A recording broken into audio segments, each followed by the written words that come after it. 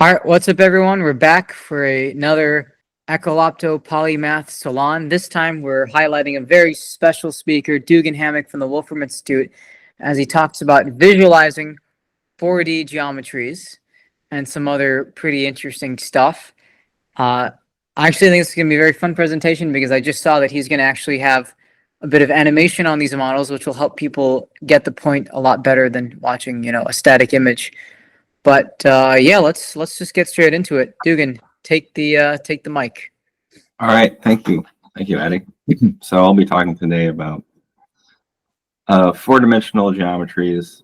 I'll be talking mostly about how I compute them, how I define them in computer memory, and how I use computational tools to take three-dimensional slices of these four-dimensional hypershapes.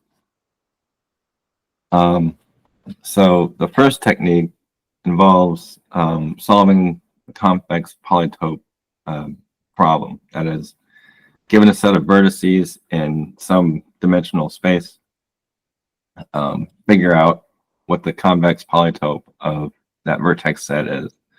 That includes computing all the facets, let's say. So if I gave you like all the 20 vertices of a dodecahedron, how would you go about figuring out that it has these pentagonal sides? That this subset of vertices is 5 vertices on the top facet, and then you have 5 at the bottom, that kind of thing. And so this problem gets very complex in hyperdimensions. Basically, there's the algorithm I discovered. It might not be the fastest algorithm, but it is robust. You do the following. So, for instance, if I was working in 2 dimensions and I needed to figure out the convex hull of this this quadrilateral, so this is a trapezoid. Let's say it has 3 vertices on the bottom, 2 vertices at the top. The first step is to decompose volumetrically this 2-dimensional shape into 2-dimensional triangles to fill it up with to fill the volume of the thing with simplices. This is an iterative process. You can start with the biggest simplices first and then add in the smaller ones later. Here, this would be like one decomposition is to carve it into 3 triangles. The green, the blue, and the red. And then to get the boundary components, you take the boundary components of each simplex. So the green has 3 edges to it, the blue has 3 edges to it, the red simplex has 3 edges to it. You enumerate all the edges that you have in the shape, and then if there are any duplicates, that is saying that these 2 are defining the same edge between this vertex and that vertex. So you can remove it. That is, you have a doubling up of interior facets in this case.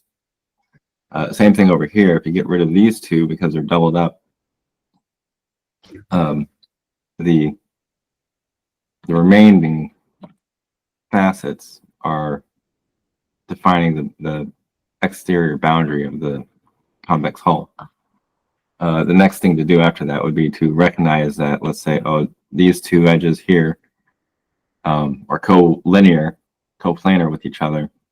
And so they define, you can make a reduction here and say, okay, well, this is really one facet. And likewise, you can kind of make a reduction here and remove this vertex as it is not necessary to define this hyperplane, this exterior facet on what turns out to be a quadrilateral. So it's a 3-step process. First, fill in the volume. Second, deduce the exterior facets by a mod 2 operation, and then merge facets later. Once you do that, then you can figure out which facets intersect each other, to figure out which edges there are. For instance, with this dodecahedron, you would recognize different pentagonal facets. Once you have those, then you would figure out when those facets meet each other, and then you'll get edges. So that is to say, you'll intersect two-dimensional components of the thing to get one-dimensional intersection. In hyperdimensions, this gets a lot more complicated, as you will take, three-dimensional components and intersect them to get two-dimensional subfacets, and intersect two-dimensional subfacets to get one-dimensional edges, and then intersect edges to get vertex corners. So there's a lot of combinatorics involved in that. To compute slices, once you have a convex polytope, basically, you take the one skeleton of this convex polytope. Basically, you take the edges, and if you wanted to take a slice, that is, you have a implicitly defined hypersurface in 4 dimensions, and so that is a hyperplane is defined by a normal vector, and you want the equation for a point in space, x dot product of that normal vector, to equal some constant value.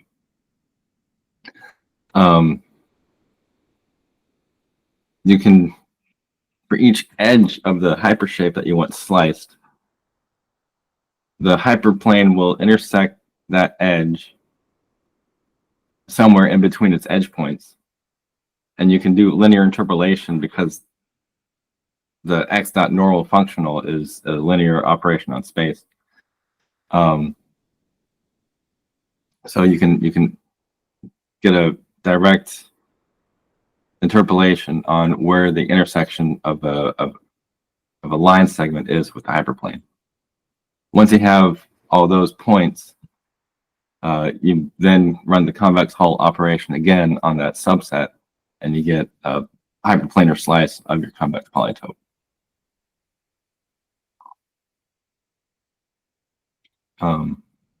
And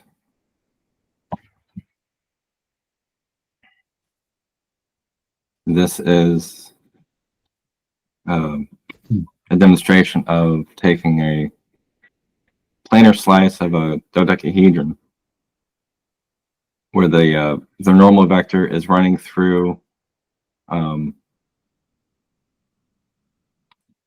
it's running through the edge connected this bottom vertex with this top vertex.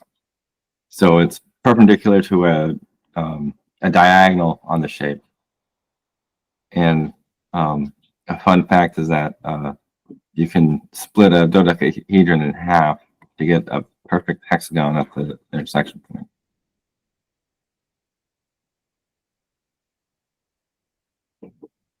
Okay. So moving to 4 dimensions, we can take slices of hypershapes using the same code. So this is like a 24 cell. Now let me expand this out and do some live coding for you guys. Okay. So if I take this, I want to make it into a manipulate.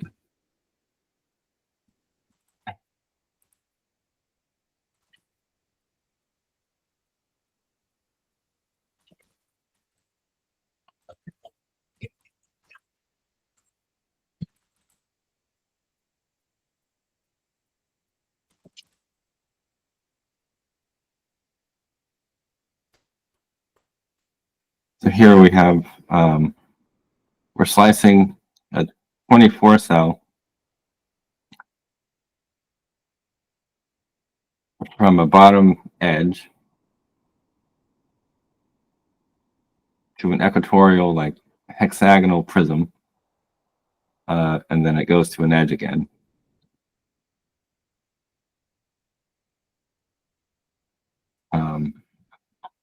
In general, you can get some very nice shapes this way. So this is taking a 600 cell made out of 720 vertices. And here we have a facet first, so to speak, slicing. So at one end, you have a whole facet, which is a tetrahedron. Then you have different slices, all exhibiting tetrahedral symmetry. And if I did a vertex first slicing, then I start at one vertex, and the neighborhood of that vertex has an icosahedron. And then you have all these slices, all of them exhibiting icosahedral symmetry. Whereas this one, all the slices on this projection had tetrahedral symmetry. Okay.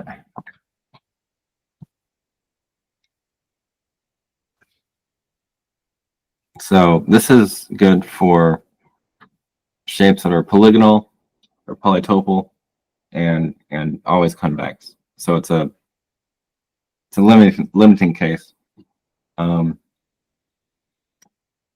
The next way that I found to take slices of hypershapes was to work with parameterized three manifolds. So that is, you have a parametric domain, and you map that into 4 dimensions. So like the parameter domain might be 3 parameters for a 3 manifold. And the target space is going to be R4 in this case. So like defining a hypertorus with these 3 radii involved using the parameters theta, p, and c comes out to be something like this.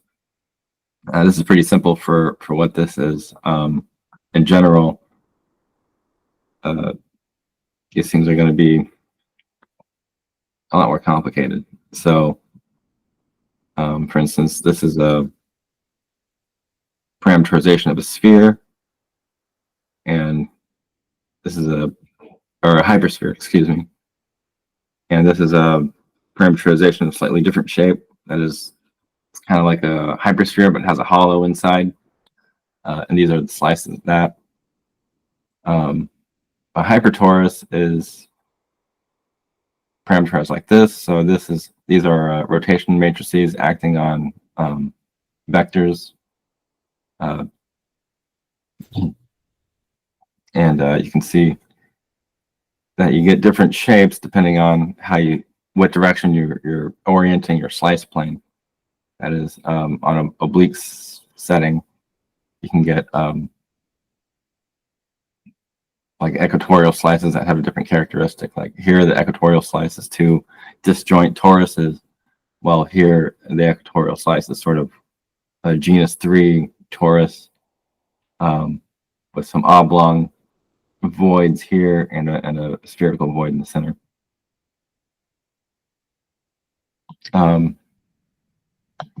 What's interesting about those parameterized shapes is, okay, so if you know how to parameterize like a circle on a plane, then you'll know how to parameterize the cylinder by just like adding an extra vertical component and doing extrusion. So you can parameterize this using like 1 parameter theta, and you can parameterize this direction using 1 parameter height, and you have like 2 parameter family mapping onto the surface of a cylinder. In 4 dimensions, you have enough space, you have more space to work with, so you can take like, oh, if I know how to parameterize a 2-dimensional sphere using spherical coordinates, theta 1 and theta 2, then you can extrude it along a height dimension to get theta 1, theta 2, h, parameterizing an extrusion of a sphere, or like a sphere, so to speak. I don't know. People have a lot of interesting names for what these are, but this is how I'm constructing them. Similarly, if you know how to parameterize using 2 two parameters, theta 1, theta 2 to describe a torus, you can extrude that in the fourth dimension. And since the torus has asymmetries, it's not spherical. It has axes that you can tumble it in so that you can add twists as you make an extrusion. So making a hypertorus is in something like, I'll take a torus and then I'll extrude it around a big circle in the fourth dimension. And while I do that, I might, add tumbling and twisting and any number of dimensions or any number of rotational axes that I have to work with. I can make something that's very bendy. So I'll show that here. Find it. Right. So here I have a parameterized hypertorus, and I can move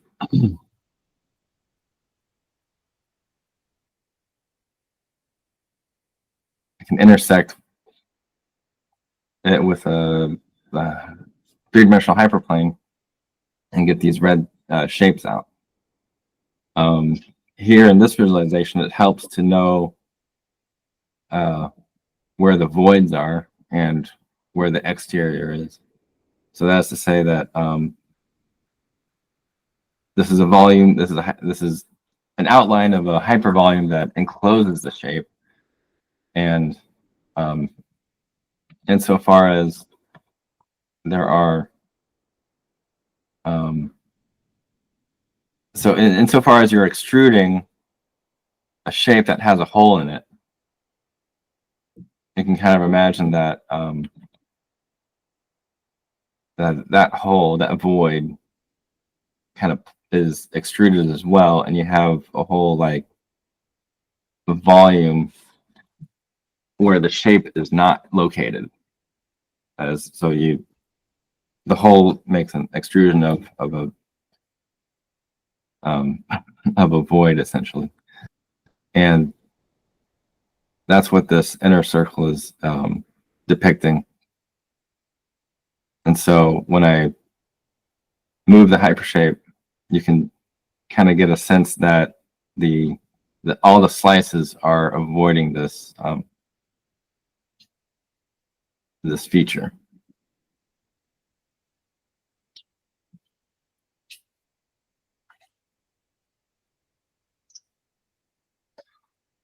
Likewise, insofar as the extruded object has a boundary to it, then you can get a sense of, okay, well, this whole thing is bounded up by this exterior thing.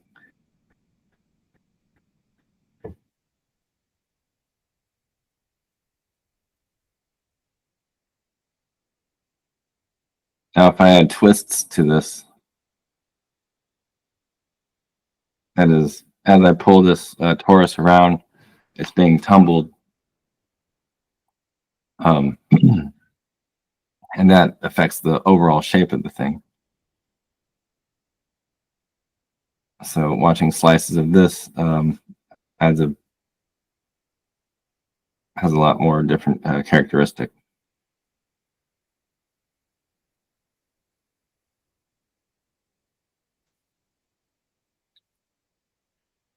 Now, if I rotate this thing so that its major axis is parallel to the slice plane,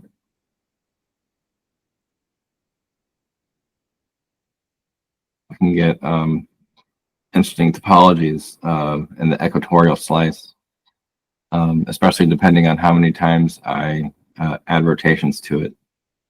So here, if I add, here, let me take all the twists out. Okay, so that we have the oblique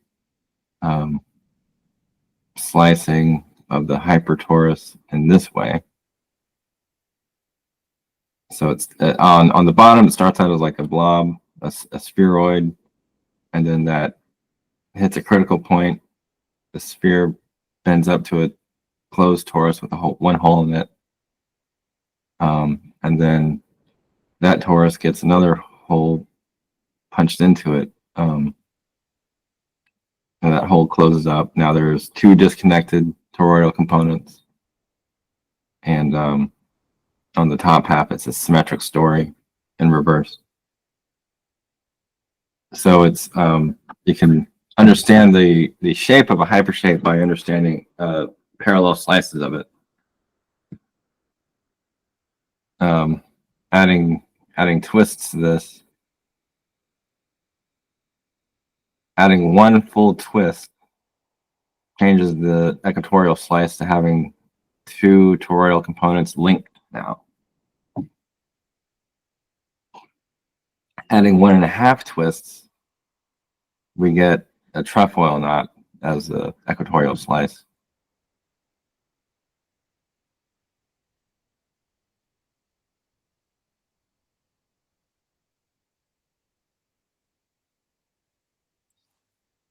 Okay. I'm just going to mix it up here.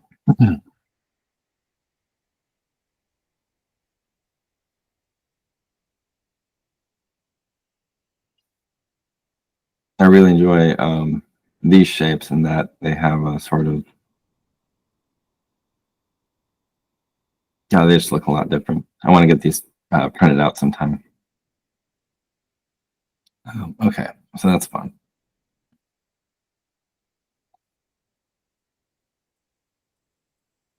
What's also possible here is taking anything you could parameterize up, you can extrude. So that's what this is. If I took a genus 2 torus and pulled it around and tumbled it, I get these things with sort of two holes being extruded, two voids, two places where there's negative space.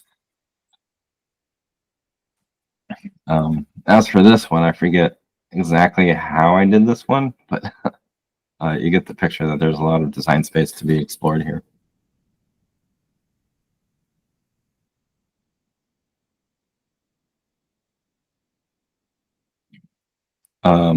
Also in that vein, whoops.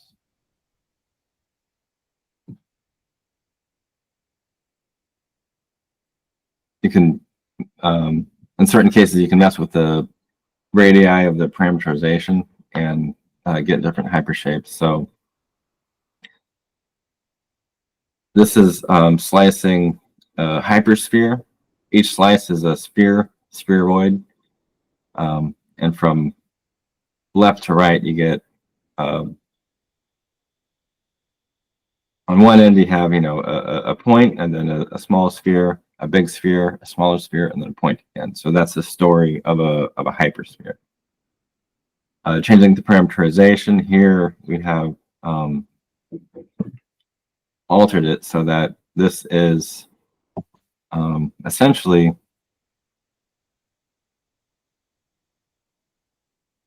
this is a sphere, and it's wrapped around a larger circle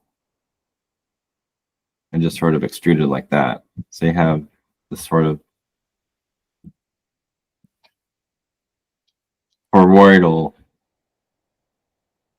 a hypertoroidal type of thing, although it's not made up of a torus being pulled into a circle. It's just made up of a sphere being extruded around a circle.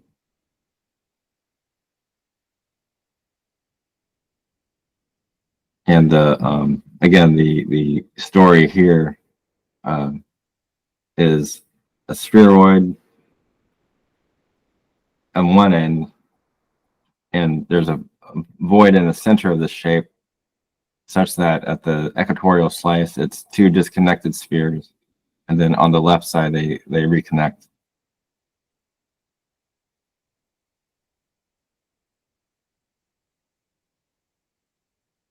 Here we're going back into a hypersphere again, and then transitioning to a different shape.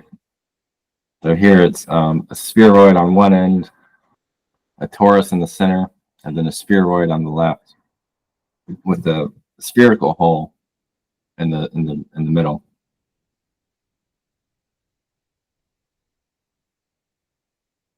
Now it's transitioning to a bona fide hypertorus. Oh, now there's a space in the middle, so you have a sphere, a torus, a genus 2 torus, genus 1 torus, and a sphere again.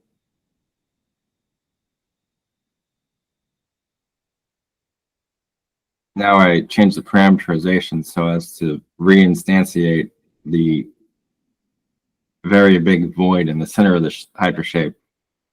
And what we get is a sphere on this side, a genus 1 surface here, 2 disconnected genus 1 surfaces at the equator, and then those will fuse again to be a genus 2 surface. Yeah, there's a lot going on. These topology changes on the slice are of interest, especially in the context of Morse theory, where you look for critical points of the slicing function, and you see those critical points are detailing when the topology of the slice changes. Okay.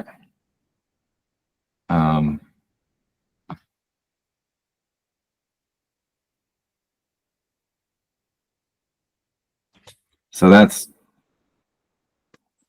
parameterized 3 manifolds, so taking slices of that. So insofar as you can use a 3-dimensional parameter space to map the content of the hyperspace, hypershape, and then you're taking the intersection of what you have with a hyperplane, which is a linear functional on R4. That is to say, you have a 3-dimensional parameter space. You're mapping it using B into R4, and then you have a function f, which is defining your hyperplane. You can then pull back that combined function to your parameter space, take an iso surface there, and then map that iso surface, the red thing, back to where the slice is, and then project it to R3 for viewing.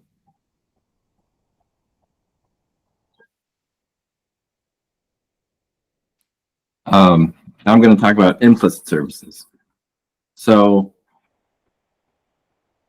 rather than computing polytopes on vertices, rather than defining your 3-manifold parametrically, you can implicitly define your 3-manifold using like algebraic equations. So you know, a hypersphere is like, okay, you go to a point and you measure the distance from that point, and you want to find all the points that you want to define a surface as, you know, unit 1 distance away from a point. That'd be a hypersphere. If you went to a circle and defined unit 1 distance away from a circle, that would be like a sphere or torus, or in 3 dimensions, that would be a torus itself. So there's a wide variety of different types of shapes that you can define implicitly. And what you then do is you do an isosurface call on a 3-dimensional planar surface that you embed in R4. And then you take as a functional the function f that you're defining your manifold by.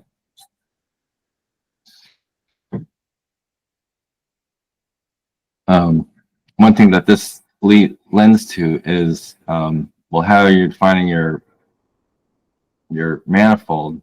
It can be, here you have the space to use metablobs. that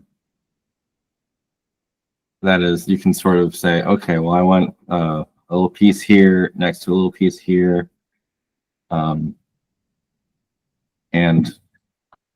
I'll show you this video. So this was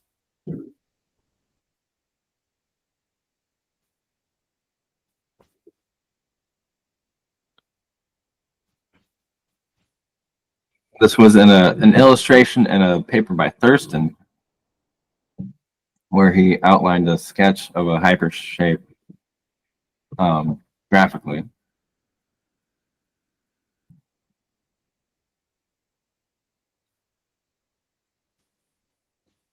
So what's happening here is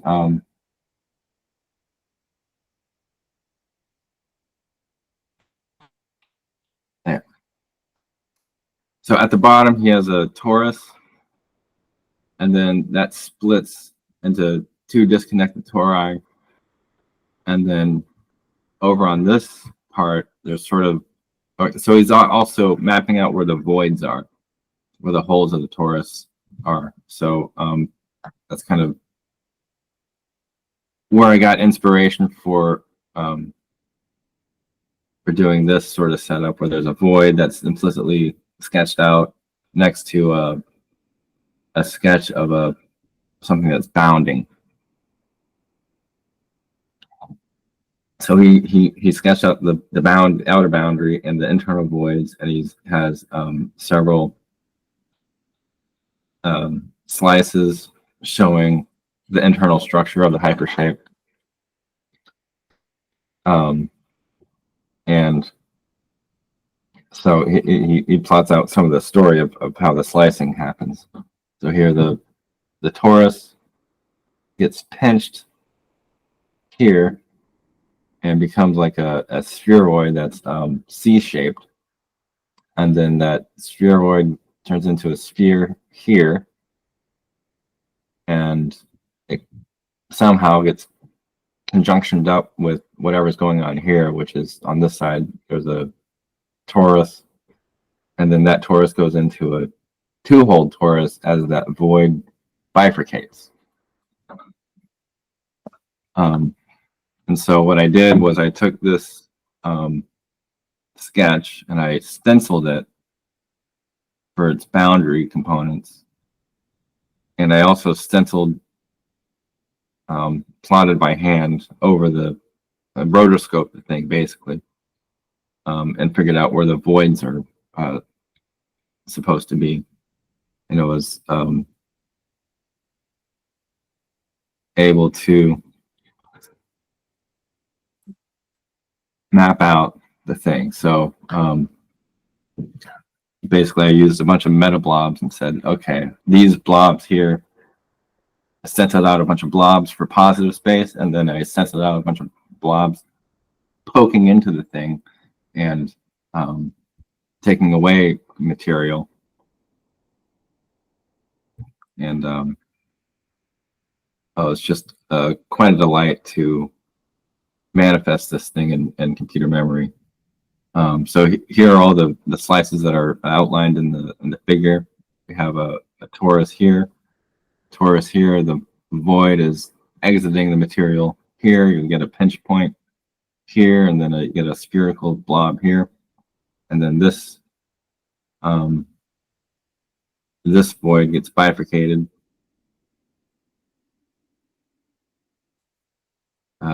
Some fancy camera work to go into the inside of this thing to show that there's indeed a void being operated upon. And there are some artifacts, namely this banding of showing the spatial stepping of how close I put the blobs together.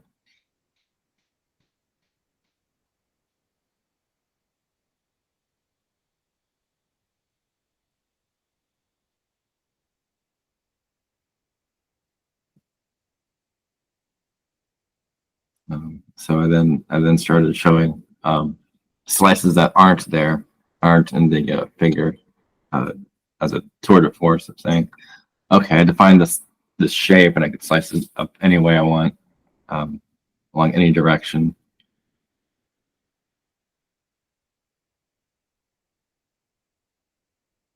It was just quite a lot of fun. Okay.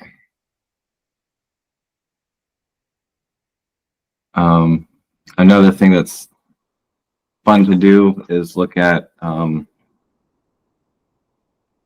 play with the functions that are there. So insofar as I took planar slices of implicitly defined hypershapes or explicitly parameterized hypershapes, there is an exercise using Milnor fibers that is have something like, you look at an equation of two complex variables. So you have like z squared plus w cubed, let's say, and you wanted to look at the hypershape defined by that equal to 0.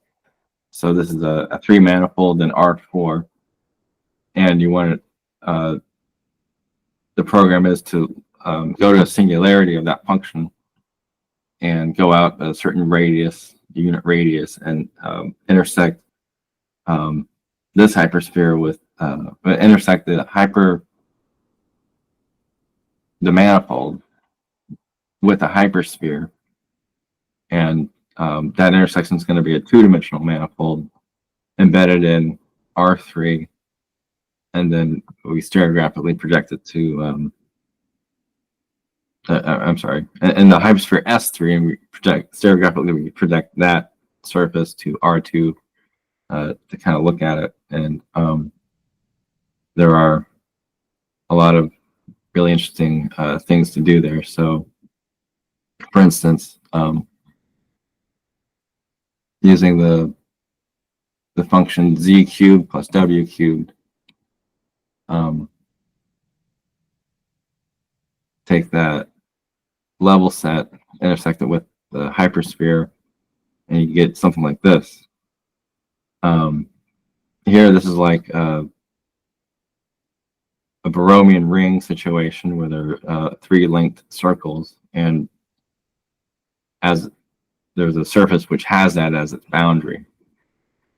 And this is the rest of the surface. Kind of looks like a multi-genus kidney bean. And changing the parameters of that, if you take like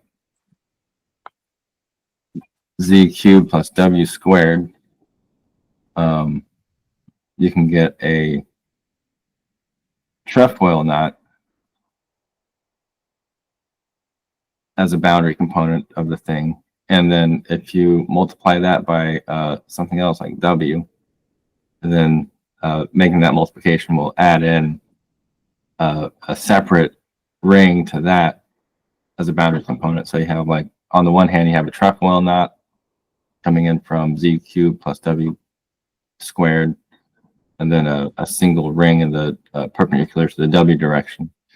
And you can have so you can have very interesting hypersurfaces with a variety of boundary knots, essentially. Okay, so that was quite a brain dump. I'm going to open it up for discussion and questions. Thank you, Dugan. Yeah, that was real. So that was a brain dump, but it was a very fascinating brain dump. And before I go down my rabbit hole of visualizing and understanding higher dimensional spaces in the human brain, I wanted to go ahead and open it up to see if maybe Michael, Cooper, Nicholas, anyone wanted to ask some questions. I mean, I have my own rabbit hole regarding representations of compact spaces in higher dimensions. We can do that a little bit. Would it be okay if I start it now, or should I let other people go? let's, if anybody else has quick questions, if they don't, then we can go on to your rabbit hole. Yeah, rabbit hole time. Let's go. Okay. So I know that if you like, I've been trying to like something I've been trying to do is like understand how you would represent arbitrary topologies and like manifolds in higher dimensions. I think what you could do is represent like the surface of them with like a bunch of like simplices in a sort of hypergraph representation. And I think there's something you could do to essentially reduce it. So you could imagine like for a like sphere, you could imagine you have like a bunch of like simplices like all connected together, and you can then remove simplices and shrink it down. And essentially what you're left with at the end is like essentially this like tetrahedron. And that's like the minimal like version of a two sphere. And I Right. want to know how you would do that with like Simplicial complex. Yeah. Kind of thing. Yeah. So how would you do that with like a Klein bottle or some like very bizarre like n-dimensional like manifold? I'm wondering how you would do that like minimization stuff, and if you could use that to like you should be able to use this to fully describe the topology of such a manifold, as well as like potentially quantify what curvature it should have. Like, should it have like Ricci flat representations? What like would, if you were to product it, was like Minkowski space, like what kind of gauge field would it give rise to? Or like what are its like symmetries essentially? Does it have any? Um I'm wondering if there are any like known methods for this, like if you might know any, or if not. It seems like if you start out with a simplicial complex, you can then convert that to a CW complex and then do topological reduction based on that, and then boil it down to like a simple form or like most reduced form. I would imagine that if you set things up, you'll get a canonical answer. And what you're losing in this case, if you go topological, then you'll be losing the but the particulars of how it might be embedded and the symmetries there. So, or you might be losing something about curvature. For instance, the torus embedded in 3 space has necessarily areas of positive curvature, the negative curvature inside the donut hole. But if you are careful, then you can embed the torus flatly, essentially, in R4. With as a flat torus. This is what there's a name for it, but anyway, yeah, you can buy the 2-dimensional torus in R4 without curvature. Yeah, I've noticed that you can like do like product 2 complex 1 spheres together, and you can get a complex 2 torus, which is Ricci flat.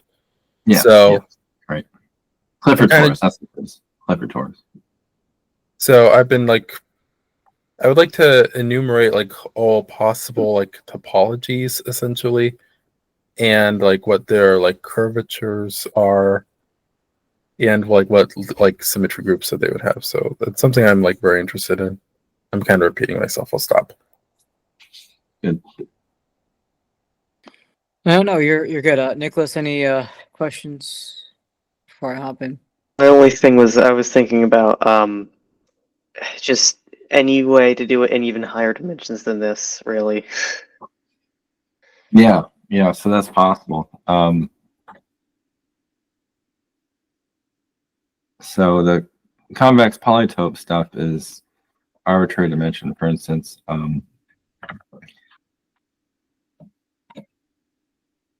if I wanted to look at, so like a 3-dimensional cube has vertices, like I can take subsets of take tuples of 0 and 1 and do that in sets of 3. So this defines like the vertices of a cube or a hypercube. Yeah, a cube basically. So, and then you can take convex polytope of that and ask that data structure what its face counts are. So, for instance, a two-dimensional square is going to have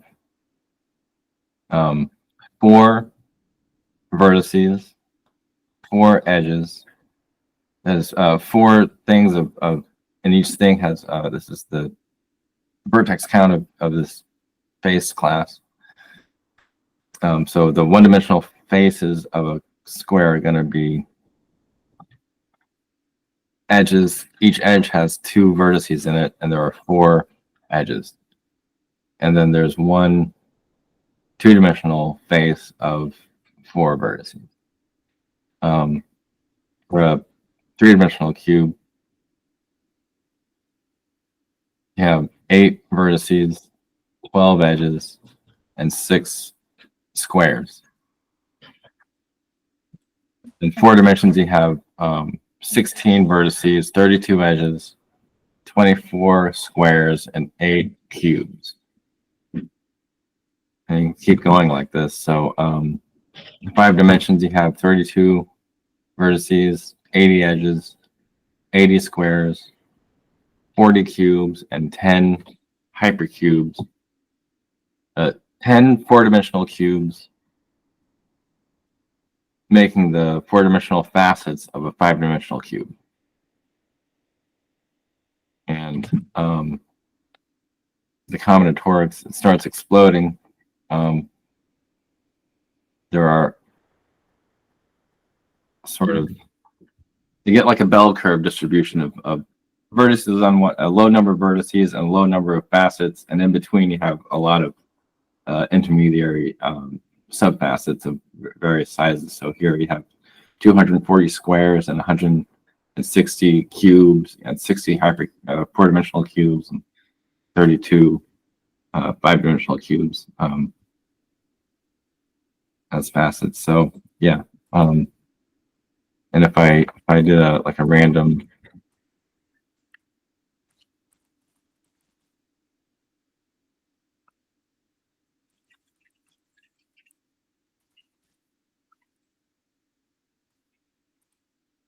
I did 20 points in 5 space, let's see what happens.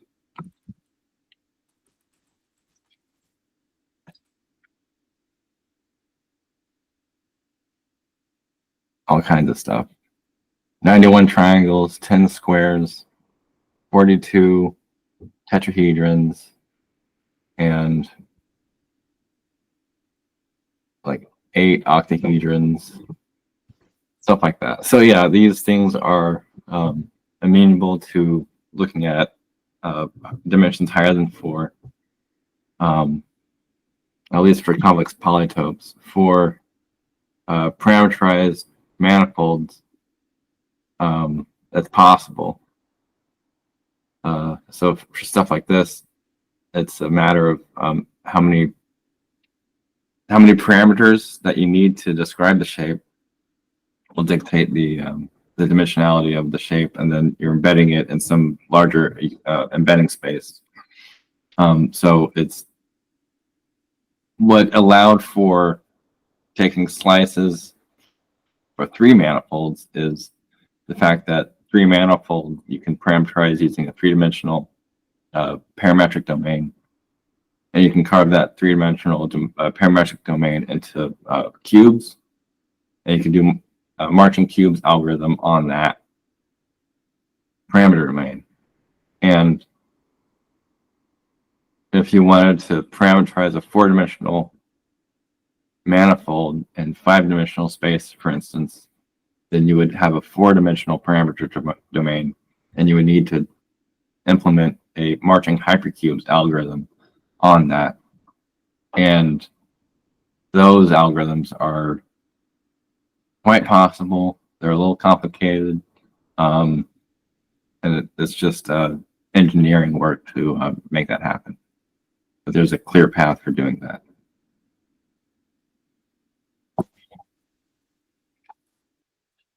All right. Any other questions, Nicholas, Michael, Cooper, anything?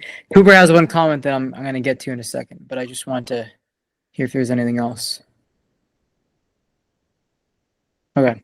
All right. Well, I guess I can pivot things slightly to the cognition side of things, which is where obviously I can't stop talking about it. About okay, how can we how do we cognitively understand? Oh, Jess is hopping on. Yeah, how can we cognitively understand higher dimensional spaces, right? So actually, I actually like something that Cooper had written, and he says, "My thoughts are more along the lines of our ideas hypershapes. Is perception moment to moment itself a perspective onto a hypershape?" Now, Nicholas, I don't know if you remember this, but at the hackathon last year, whatever it was in the summer that was at FAU, as I was telling you about how interesting it was to model ideas and concepts in a hyperspace and what different distortions in that would look like and how that relates to just the way we perceive things in general. And I think that's very similar to what Cooper is touching on. So if you want to maybe expand on that, Cooper. Yeah. So you have to forgive me. I really don't come from a mathematical background. The only math is from borrowed programming knowledge. So There's nothing to forget.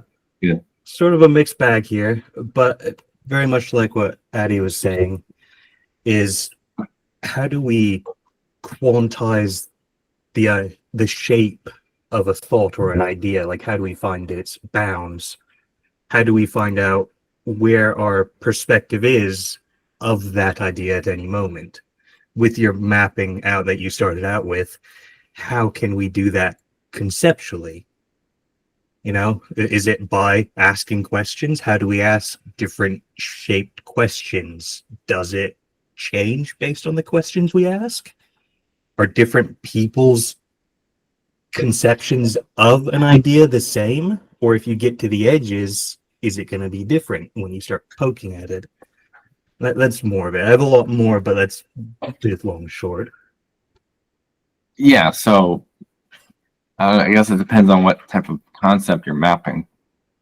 You're trying to get the bounds of. I mean, you can always think about, like in programming, you always think about edge cases for stuff.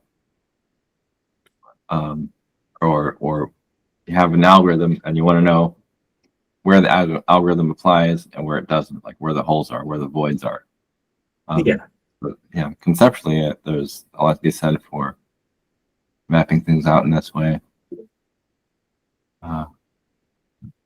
Wait, Yeah, Michael. there is something to be said for mathematical thinking, like just for logic and other applications. So I think there's something to be said for, we could project concepts into these sorts of things. But I also wonder if that is what is going on already with our brains. I don't know. Very good Michael. question. Michael has his hand raised. Okay. As I suspect that qualia is like something that's purely computational in nature, if we were to want to visualize these hyperdimensional topologies in our heads, I think we would need to be able to have a representation of them, which we could store in our mind, as well as a way to manipulate them and like utilize them for various computations. I think if we're able to do that, then we would be able to like properly conceptualize them. Well, something I want to touch into, at least on the side of say qualia and depth perception. And again, just this is kind of a slight pivot, but I was even just thinking about it when Dugan was drawing shapes, these flat shapes that are supposed to be representative of something higher dimensional on, this 2D, screen, paper, whatever.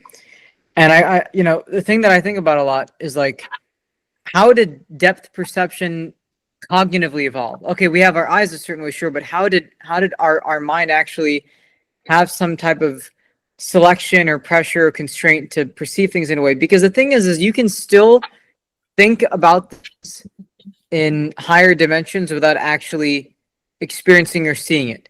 Like I can still kind of understand a 3-dimensional object that's put on a 2D screen, but you get a little something different out of it if you can see that as 3D.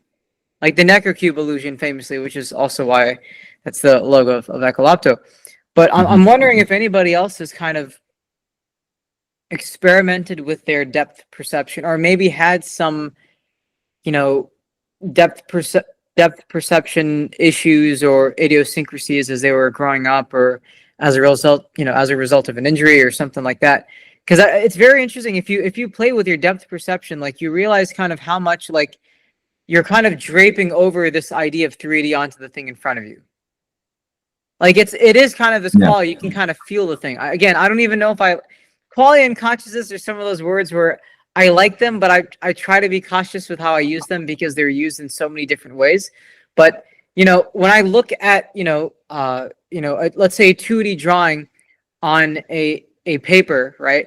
I can sort of switch between the lens of letting it stick out to me and feel like it's 3D, and then just seeing the lines, right? Because you can just see the lines and the gradients on the paper and still have a understanding and internal model of a three-dimensional shape without actually seeing it more, right?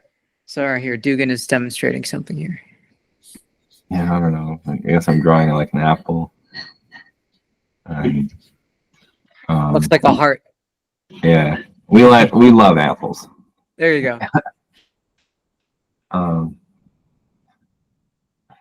Anyway, and then so you can get like visual cues based on how shiny it is. Right.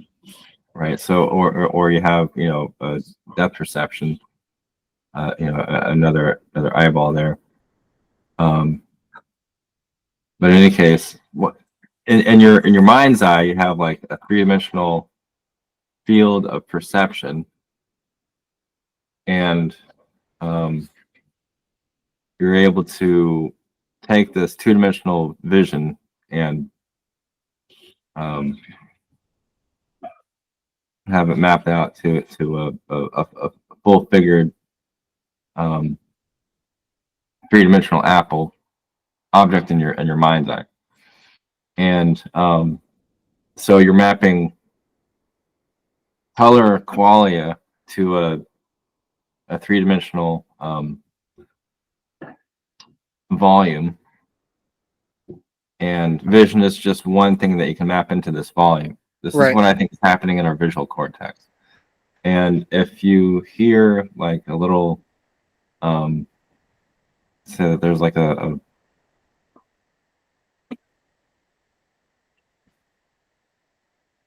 fly buzzing around, right? So it's buzzing, and you can you have ears, binaural hearing, right? So you can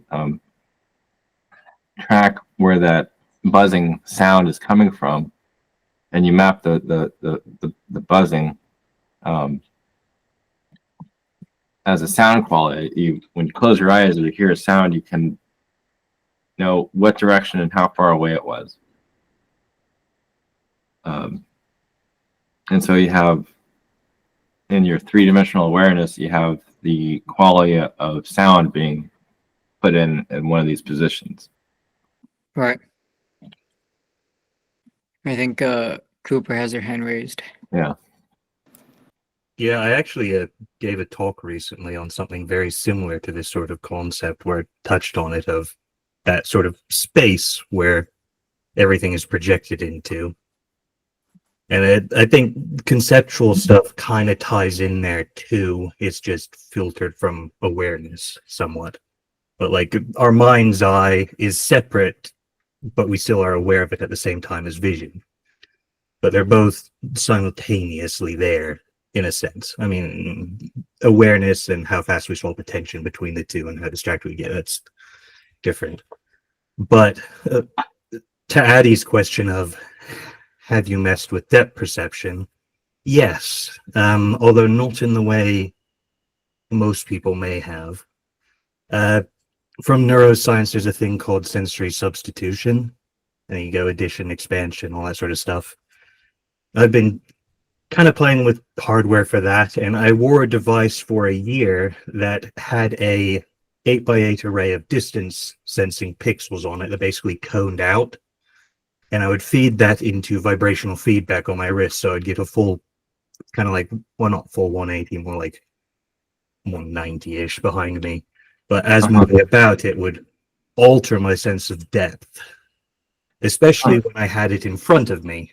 It's very hard to describe, but it goes back to your point of the hearing versus the vision to detect where something is.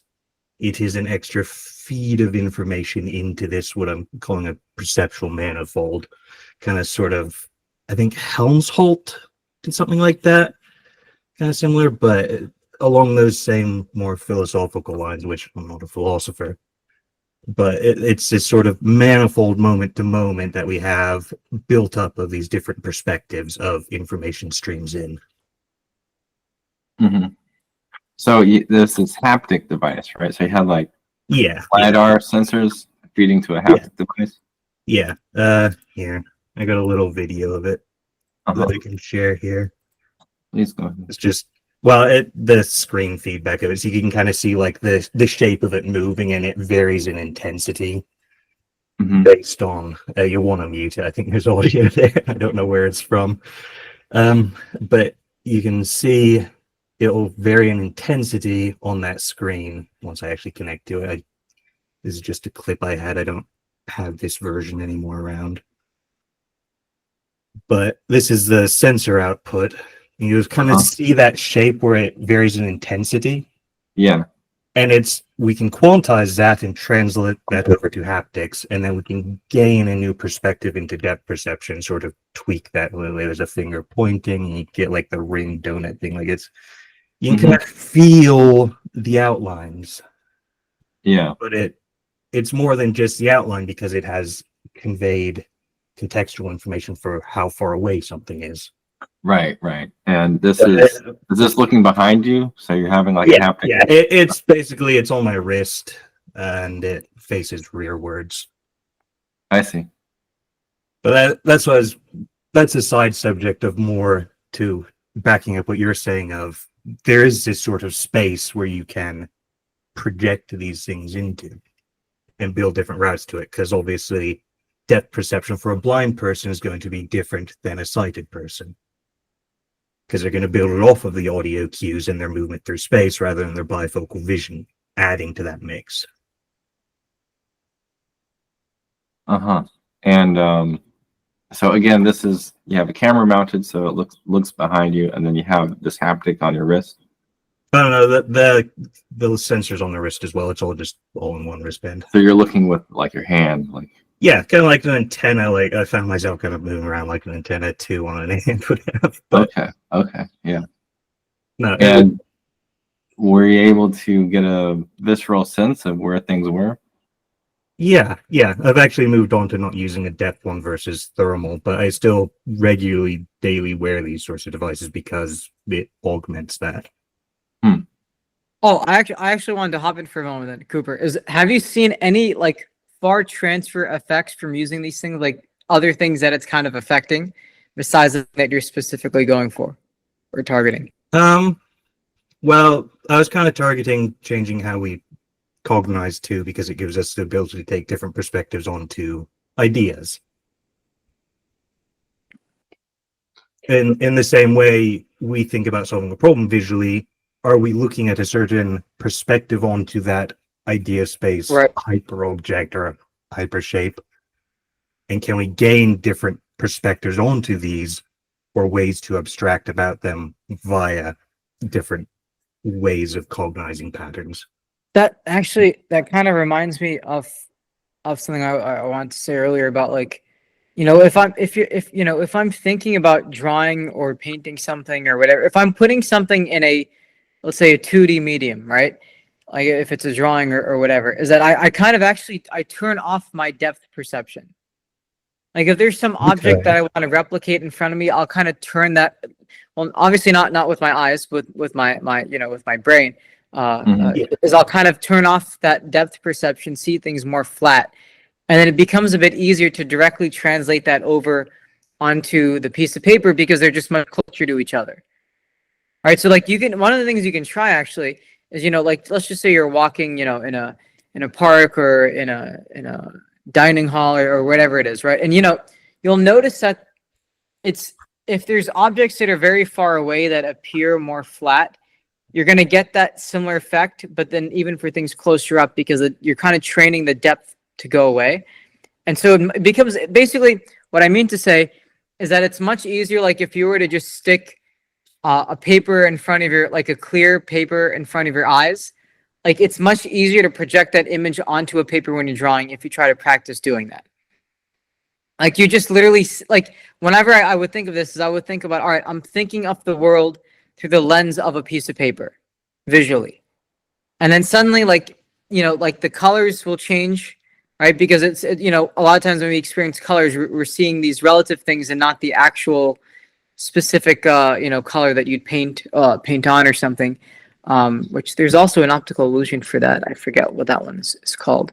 But when and this is something that, again, everyone can kind of try and practice on their own and see what they come up with. But try looking at the world, in your head through a piece of paper, a piece of white paper, and just see like how the colors will start to change and your perception of depth will start to change.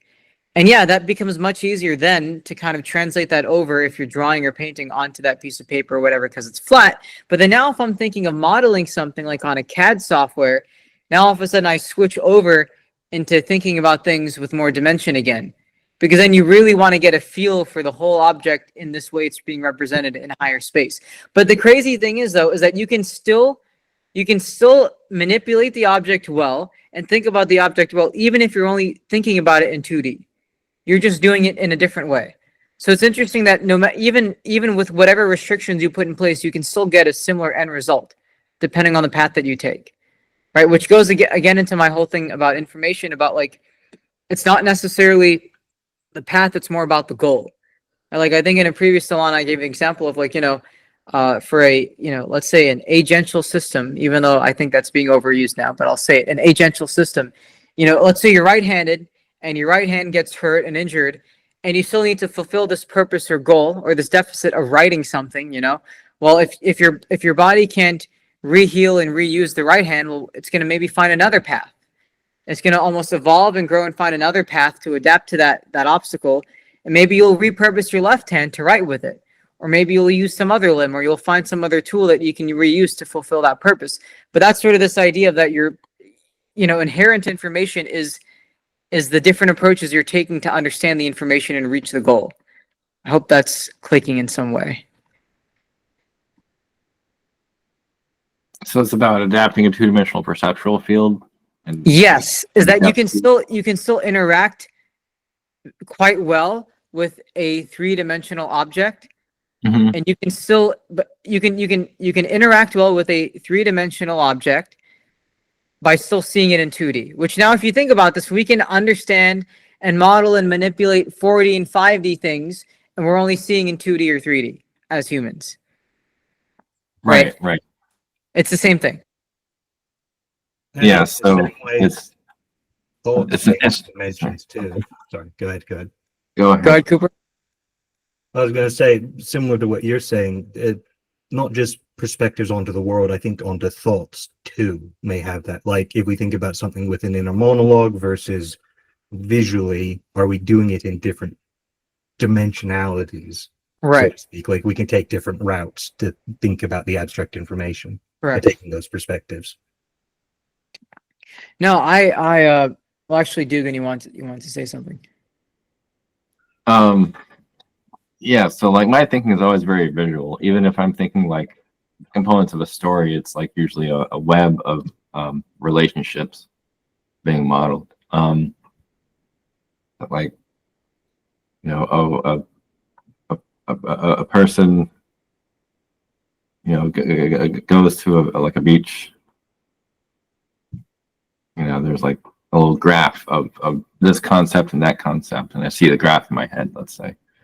I don't know how people with aphantasia think about the world, but I'd be very curious to know how their cognition. Well, that people can still understand things visually, even if they can't visualize it. That goes to the kind of the same point about representation. Is I think all of these modalities of experiencing, you know, the world or this quality or whatever are sort of what Cooper was talking about with as their location somewhere in that higher dimensional space of things, and different manipulations of that can lead to a different end result of what you're trying to get done with it.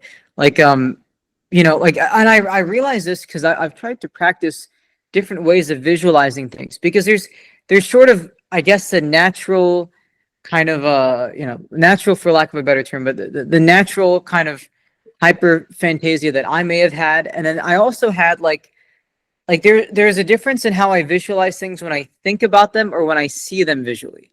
I'm not even sure if I'm explaining this right, but with hyperphantasia, I can just see the thing, but I'm not necessarily thinking and piecing it and chunking it in the way, right? And then on top of that, I can figure out how do I want to chunk and put these pieces together. Whenever, like, when I would think about things visually, naturally, they just kind of pop up fully formed already. I'm not actually trying to put something together. A cube, and then on top of the cube is a sphere, and we want to like have that scene, and then like in your mind's eye, do you have the three-dimensional volume in mind, or do you have instead, or do you have it there, but like what you're seeing, like what I'm seeing is represented as perspective, right? That I'm imagining this two-dimensional representation, and inside that is like an accurate, is a fully fleshed out three-dimensional thing, but visually it's still like this two-dimensional interface. So yeah, I have a, and then okay, if I wanted to go ahead and say like I want a torus in the y direction, a certain amount behind that centered, I can place it there, and you know how much of my mind is doing the three-dimensional thing and how much is doing the two-dimensional thing. If I can see it from all perspectives, you know, I can do that. I can rotate it. So it's an interesting exercise to try to figure out. If we were four-dimensional beings, we would have an eye viewport, right? And then we would have a retina, which is a three-dimensional box where we can see all the pixels of, and we can see them all at once. There's no pixels that are behind the other pixels. We have, you know, this volume of qualia where there's no getting in the way of each other, and then that's mapping. So this is a 3D retina, and this is like a 4D thing. Let me just double up these corners to get the idea. And so, you know, what is the, and this is a parameter, this is a space that I haven't like really looked into, is what does it mean to have a three-dimensional pullback on a four-dimensional hypershape? To see things with a three-dimensional retina. Right. Where this is flat somehow.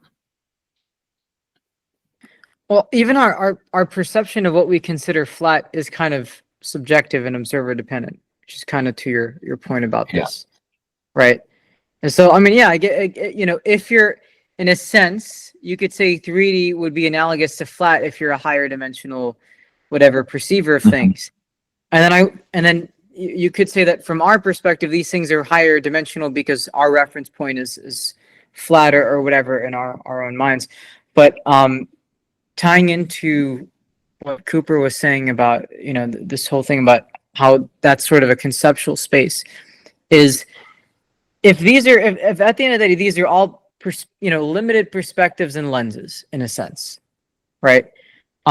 are there certain states, like, has anybody known if there's a way to sort of more easily understand higher dimensional spaces, whether that's a certain, besides, in a sense, when you train on certain mathematics or understanding things about geometry and topology, you're training your cognitive lens to be able to interpret this.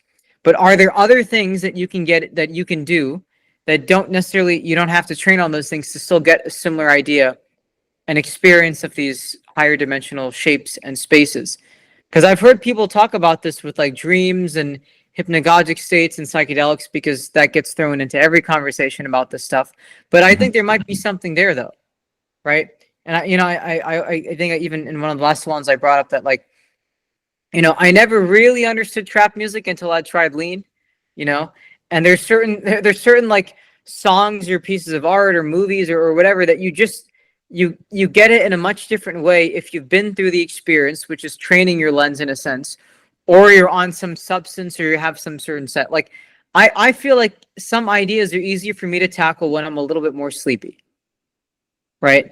And I'm wondering if there's other things, and this is maybe a question for the more cognitive science neuro people in the audience, but like, are there any things that we've heard about that are, you can internally induce or externally induce that allow you to better feel and understand these shapes and spaces?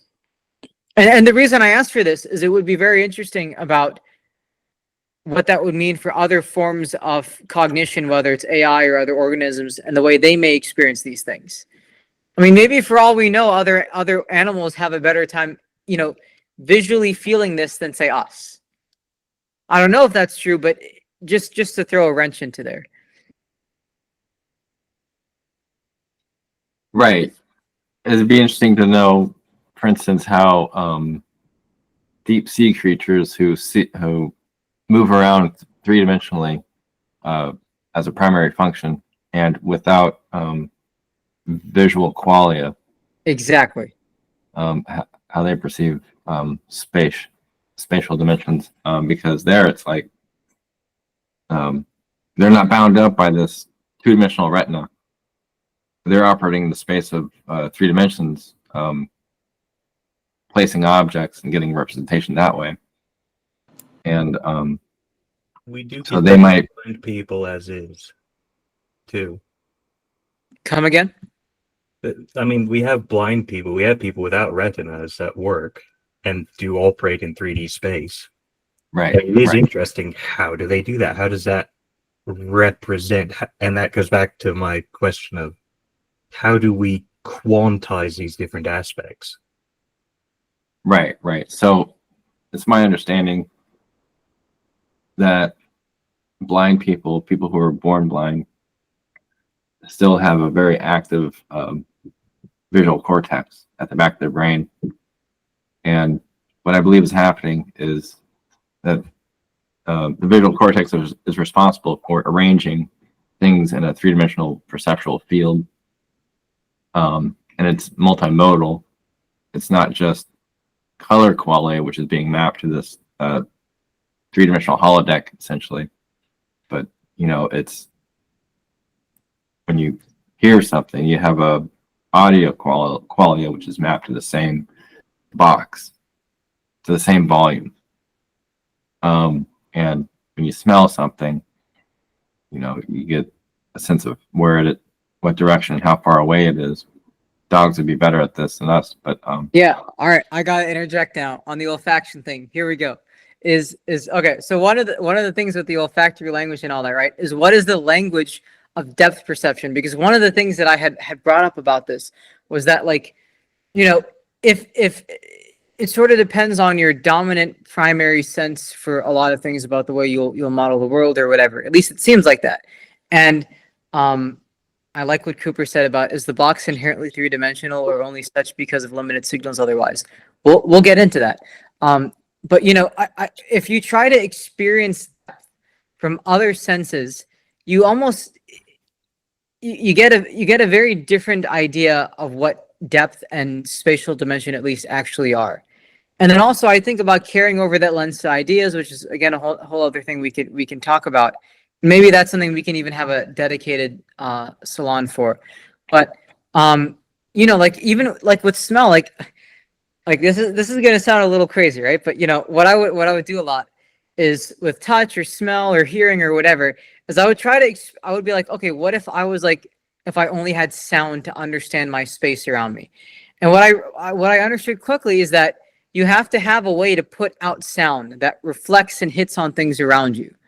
Because if there is no sound, you're going to have nothing to get any feedback on. So you have to be able to produce your own sound, which is very interesting, right? And I think Well, I mean, there's the space for passive sonar. right, You're just listening, right? right. Other And things sound, you can listen to it. But yeah, Yeah. you're right. For the echolocation and Yeah. especially for going around a cave or something like this, you would need to bounce off the walls and figure that out. yeah, like I would just walk around and I would just like see if I can get a really good idea for a space by just clapping or snapping or making like just a noise with my voice or whatever. And like it's a little hard at first, but eventually you can start to get a bit of a feel for it, right? And then Right. smell is a very interesting one, because you can actually get a decent idea, but I don't know if it's going to be of the same resolution. And that I may have not just done it enough or done it in the right way, right? It's very possible you can get something closer to the way, say, a dog would understand depth through olfaction, but I think it probably takes a little more effort if you're a human, a neurotypical I think it human. takes a lot more effort because Well, it depends on the person though, because some people are these super smellers. well, yeah, I don't know if that. Correct me if I'm wrong, because I'm not neurobiology at any point, but because of how our senses work with our ears being able to locate where a sound is coming from, and how our smell is also able to locate something from the smell, the sound is something that's reverberating. Meanwhile, the smell can just be from everywhere. So even though we can kind of Right. sense where it's coming from, we can't know exactly. So I think with sound, it's maybe easier for us to do it. Yeah. But if with just smell, it seems like it'd be ridiculously hard. It is harder with smell, I think. It is harder. And one of the ways like with smell is that like that you could try this is that you can take you could be in a place that has food, or you could even just take like paint, like fresh like fresh paint, or like a cologne or perfume, and just spray it on certain areas, and you'll start to get a very vague sense of things, right? But then also the smell eventually loses its intensity and all that. It is definitely a different thing. But if you think about like when a dog is looking for things, it's spatially understanding the world, at least through some level of smell, where it can find, where did somebody hide the drugs or whatever, right? Where did somebody hide their food, whatever it is. And again, I don't know how much of that is actually a result of their nose and the way that they're taking in smell, and then what's happening cognitively, right? Because you're getting the output is a combination of both. It's like the thing I say about vision, where it's like if you're seeing with your brain or your eyes, how do you say for sure whether it's the eye or the brain that's causing a problem? Because they're both feeding into each other, right? I know it's more complicated than that, and we can get into that in another conversation. But I think there's a lot of sensory experiences that we attribute to to say just the eyes or just the nose or the ears, and we're kind of forgetting about the neurological cognitive aspect of it. But Dugan has something pulled up here. I just wanted to highlight proprioception. So the touch is also something that Right. is mapped into this field, along with sound, color, and smell. Is when you feel a sensation on your skin, with your eyes closed, you know where it is in sort of this three-dimensional space. The other thing that I then also think of, and this is also a question for the neuro people in the crowd, is I think it was who was it that I was talking to about? It might have been Alon, about combining different senses together to see if you can get a different sort of sense or quality of things. And so like what does sound and vision sound like when combined together? Because when we use them, usually they're coordinating each other, but we're not actually mixing them together. Right? Now, this is something I've heard people talk about they'll experience this in very, very powerful dreams or intense meditative experiences or psychedelic experiences or whatever, because again, those get thrown around for a lot of these things. But it is interesting about, can you just kind of induce something like that kind of experience Well, in a sober state? chromesthesia, or you can Come see again? chromesthesia, seeing sounds. Right. So that actually, well, we can get into that about about language and perception and synesthesia and their kind of relation, because there's a lot of plasticity to your perception, things that you would consider to be pretty concrete. Like, like if you, like right now, like I think about the texture of, a leaf, and I can apply that visually to say, a wooden table that I'm on or something like that, right? But you can think that, and then you can visually, let's say you can even visually picture that in your head, like hyperphantasia. But then there's also, I think people call it prophantasia, where you can actually project that thing and literally see it differently in front of you, which is almost like a waking dream. Now, I caution experimenting with that too much, because it can get a little trippy at times. And you want a concreteness of your perception for a lot of reasons. So I would be careful kind of going too far on the deep end on that. But if you practice, like I can take a wooden table that I'm looking at, and I can not only just project on like the texture and the lighting of the leaf onto it, but I can actually see that, right? And I think about, okay, well then what is sort of when people see sound or they see these feelings or whatever? And I think that's a very similar thing that's happening, where it is, as people would say, it's a mixing of the senses, right? So synesthesia has a lot of different things that it could be when people talk about it, right? And I think ultimately, I think if synesthesia is just the mixing and associations of these things, what do we also do with perception and language, right? It's a very, very similar thing. And so I wonder if there is, if that holds to be true to some degree, if you were to train on sensing, let's say, depth or dimension in one sensory modality, how much does that directly transfer over to another, right? Because I think, I guess this is a question for everyone here, but if you can understand depth and spatial dimension enough visually, right, to some degree, how good are you at transferring that over to, say, doing that in smell or sound or something else, right? Because I think a lot of us have a decent understanding of depth through touch, because we interact with the world a lot through touch as well. Mhm. And we also have an idea through sound. And something that would be a cool experiment is to see if someone is not trained on that different modality, and then see how the transfer changes. Because if you already understand a little bit of depth in sound or touch or whatever, it's going to be a little easier to bridge that gap. But if you've never done it before, which maybe for some people would be things like olfactory depth perception, what would that look like? Cooper says, I think at times intensity of smell can be used to find the source of spoiled food. Yes, this is also true. And there was a point that I wanted to make with this. Yeah, so the point that I'd wanted to make with this is, like, let's say I have let's say they're intersecting shapes. There's a very good reason to be able to perceive and understand depth and spatial dimension if you have intersecting shapes. Like, you can think of it in terms of like a wire.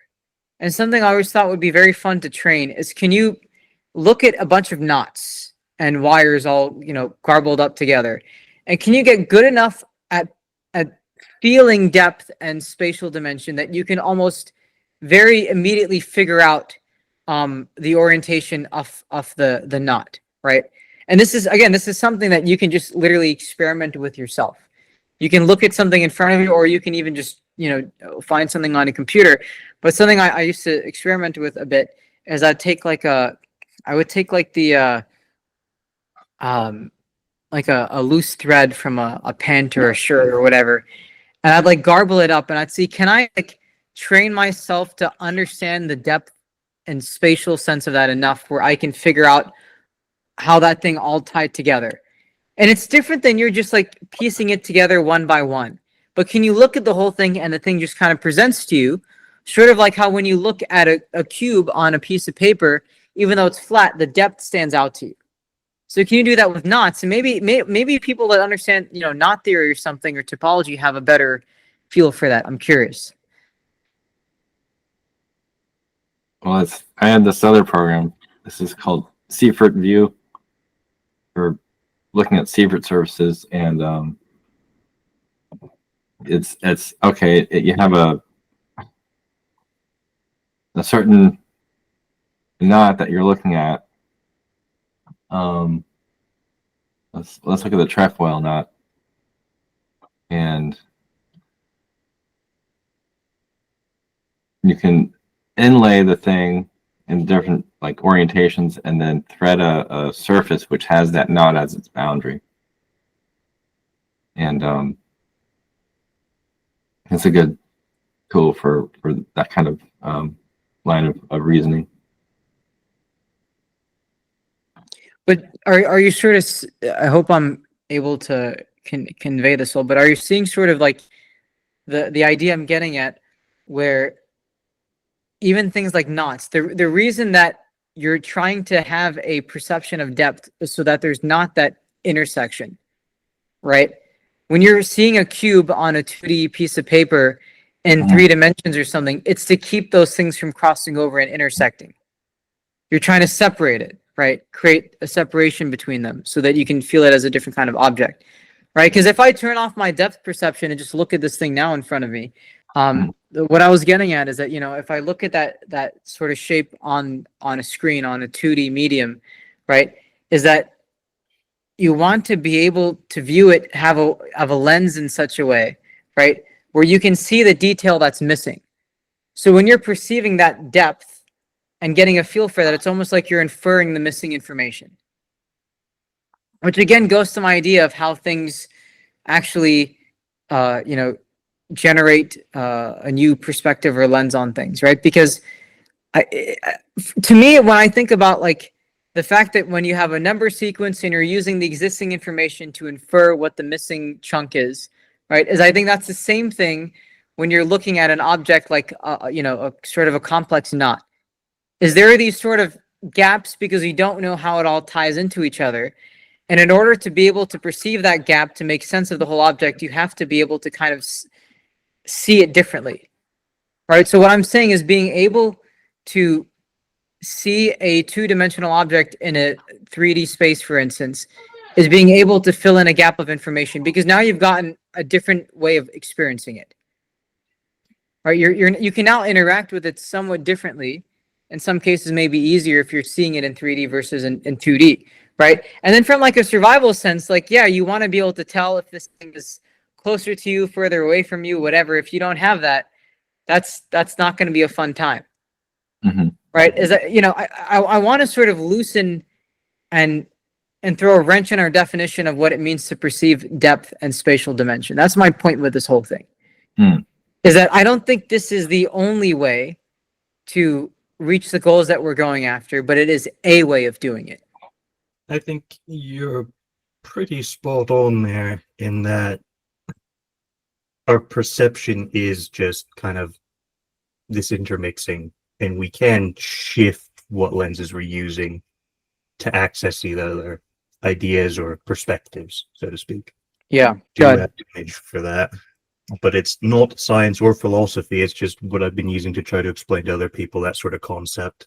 I think maybe where we have this sort of, we are saying where it pops out is that sort of we're focusing on different elements from these different areas of either sensory, our mind's eye, or our perspective onto reality that is generated by our mind, or the sort of more abstract storage space we have for concepts. And we sort of can shift what elements of those we use at any moment to gain new perceptual manifolds, as I'm calling it, which is that whole encompassing of all those elements. Again, not a philosopher, so very open to critique and feedback on that. Yeah, well, I'll go ahead and link that, of course, in the video description. But what is this that Nicholas has linked here about? He had synesthesia in all senses. What is this? One apparent Russian man, or I think Russian, who had Russian, who had synesthesia in all senses apparently, which seems to be one of the only recorded cases. If there were more, I don't think there's any that I saw, but It seemed like a lot. If he has seems like if it's pairwise or if it's like all at once. well, it seems like based on just an informal reading that he would have, if someone were to say, picture a woman, he'd picture a woman, then he would taste something that would relate to that, then he'd hear something, maybe not actually through hearing, but more through like a mental reconception of that hearing, and then go all the way through the senses. Maybe not in the same time, it seems, but in very quick succession. Uh-huh. And because of that, he also had very good memory, it seems. Yeah, The other like thing- a memory recall for sensation, like he's getting it all at once. The other thing I think about is like facial recognition, right? Because there's people that are they're not very good at it, and then there's people that are like very, very good at recognizing faces and all that type of stuff. And again, I think all of this stuff can be it's just under what context do you want these types of these lenses in the first place. And even when I've tried to experiment with the facial thing, because I actually used to have a little bit of trouble with facial recognition when I was younger, and one of the things that I found was interesting is you have to, it's like this very subtle thing about you have to convince yourself you're looking at the right person. Like you have to remove the room for interpretation. Like, this is Dugan, this is Michael, right? And you have to really, instead of normally focusing, when we try to imagine things, focusing about all the different things it could be, is you're sort of hitting the sweet spot of what are the details that are the most permanent about the person, right? Because the other thing with facial recognition is it's powerful if you're also able to recognize people if they, as they age, or if they get a slight injury on their face, or let's just say they put on makeup. Like, people can get a little bit harder to recognize if they're wearing like if they do like a clown makeup type of thing, or like artistic makeup where people kind of paint on, like, face painting and all that type of stuff. Like, again, is that actually our depth that we're getting from the face, or is that sort of the 2D information? Because if the painting of that can screw that up, then how much of it is actually us perceiving the depth of the face? And in fact, I can give another example to that, since I like cars a lot, is when there's some car that's coming out or whatever, and they put that camouflage all over it or whatever, and it's driving through some racetrack or whatever. Like, the point of that is to obscure your perception of it, and you're gonna almost experience some of the proportions and the rear lights and the headlights and everything a little differently because of that, right? Which is the point of camouflage. That's that's also the point of camouflage from like a very grounded, kind of survival perspective. I think of camouflage as basically cryptography. It's a kind of perceptual cryptography. And a powerful camouflage is going to be one that you just can't figure out. But the conspecifics can figure out. Right? Like, I talked about this at Polymath with someone about, part of understanding the role for different systems in biology or whatever is that you want certain, let's just say you have a piece of information, right? You want certain observers in the body to be able to read and understand this, and others to not be able to do that. Right? Which is with any system. Right? And when we shape our information, we do it in a way that can affect, whether or not the observer can read it. Right? And I don't know, I just think it's a very fun perspective to think about for these things. Can you backtrack? What was the last thing you heard, Dugan? It was I was talking about the purpose of camouflage, Right, and how right. it's perceptual cryptography, and I also related that to something I was telling someone at the Polymath Medical Conference. I think it might have been a high school student or someone, but it was like about how cryptography is almost saying you want one observer to be able to read this and the other observer to not be able to read this, or get at least a different idea of it, right? You're trying to almost control the perception of different agents and observers, right?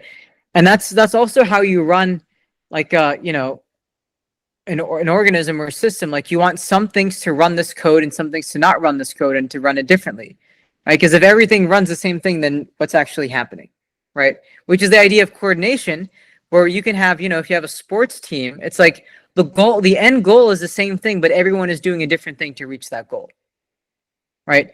So when I give the example in the body, is that you want, let's say you're giving in some stimulus or information or whatever into a body, and it's that you want some observer in the body to read it one way, and then another one to not be able to read that because you don't want that activated, you want that inhibited, or you want it to read it differently, right?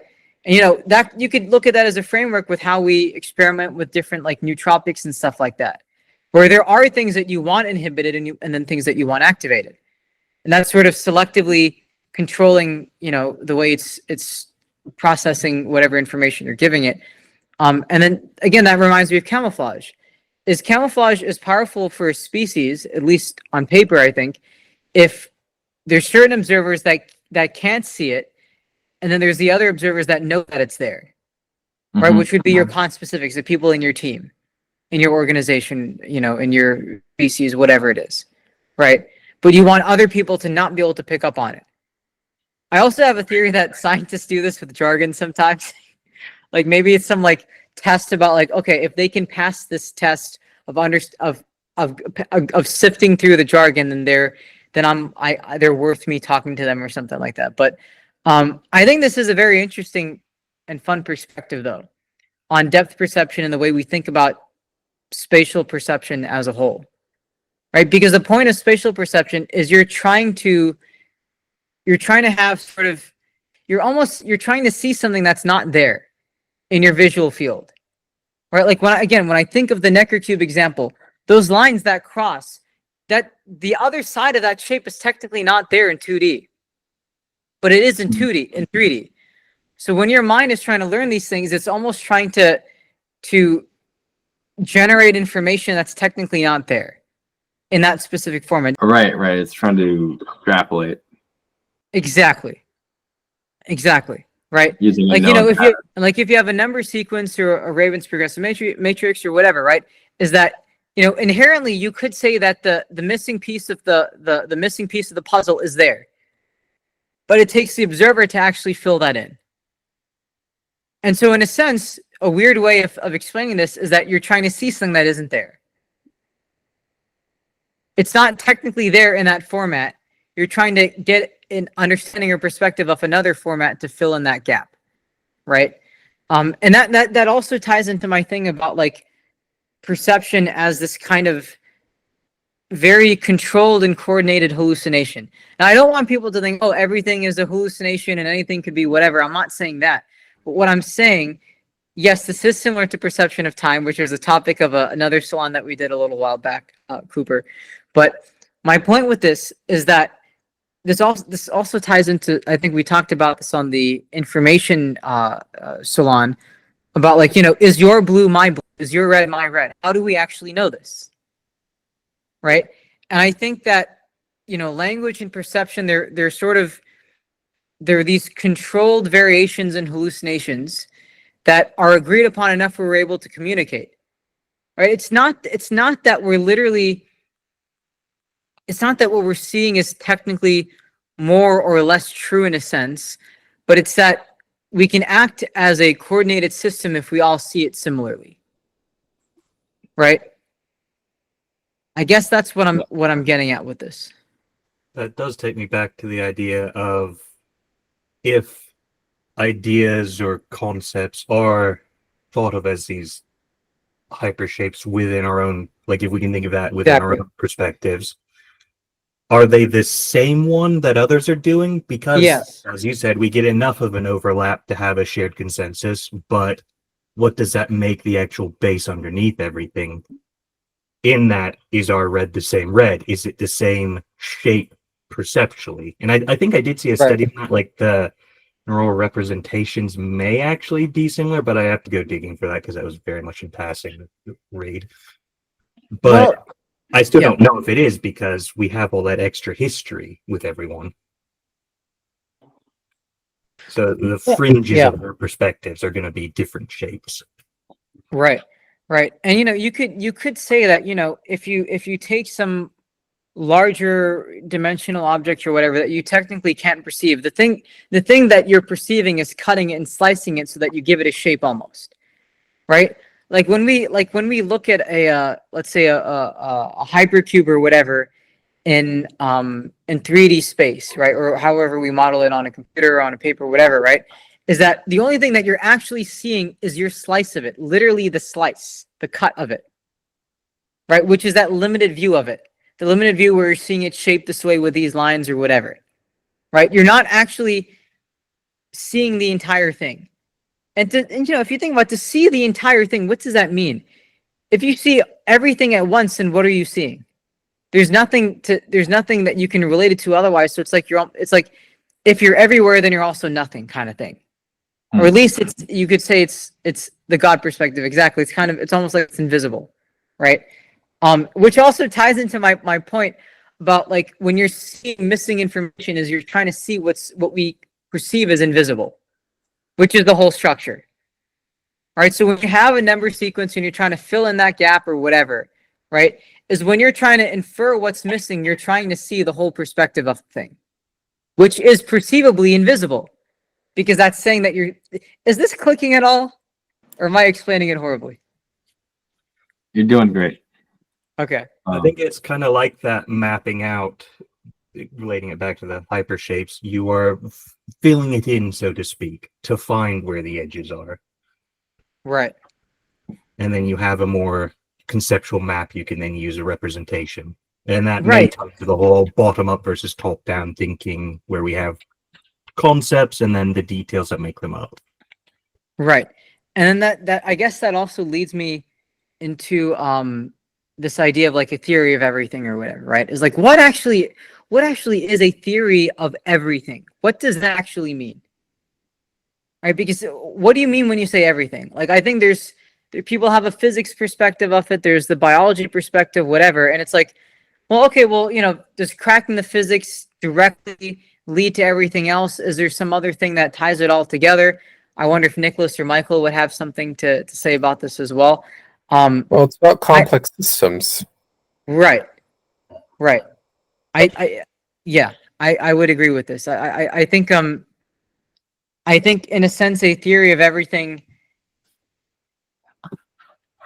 is sort of like you're trying to get at least as close as possible, or at least get as decent of a representation as possible of the entire shape of that of whatever this hyperspace thing is or whatever, right? And so at least that's how I think about it in my head, where it's not just a physics understanding, right? There's also other ways of seeing it. It's not saying that a toe for physics or biology are very limited and useless, or there's more to it and you're not seeing the whole thing. It's like it's saying that those are all useful perspectives for those tasks, right? And it's about it's the lens that you're taking. Like, you want to be able to control the world through the way you as a physicist would view things and the way they control things, like say a particle physicist, that's a good lens to take. But if you're looking at controlling things like an agential system or something, like they have some level of agency, well, then you take sort of the cognition behavioral perspective of it, which is sort of Levin's thing about the technological approach to mind everywhere thing. And it's not that, I've also seen this online where people are like, okay, yes, everything is an agential system, whatever, but it's like you can also view things as not an agential system. It seems like it's really just about the lens that you're taking and what you want to do with it. Like if you want to fix a car, it's way easier to think of it as a mechanical system than as a body or a mind. But if you want to do stuff to a human, then you kind of do want to think of them as a mind, as something with agency and behavior. Well, I mean, right? If you're a surgeon, then you're sort of dealing with the mechanics of it. Exactly. And if you're trying to heal someone's, if you're a psychologist, then you want to interface with them as a mind going through stories, Correct. personal journeys. Yes, and that's the thing that's very fun to think about for this whole thing, is that you can depending on what you, again, if you take the body, whatever you want to do with the body, right, a human body, depending on the lens you can take, you can do a lot of different things with it. Like, yeah, a surgeon looks at things a little more mechanically, but we can have a different form of surgery in the future where it's more about you're stimulating things rather than directly going in there and doing a task. Right? Which is sort of the dream about regenerative medicine, is you can just give one thing in a snap and the body figures it out, type of thing,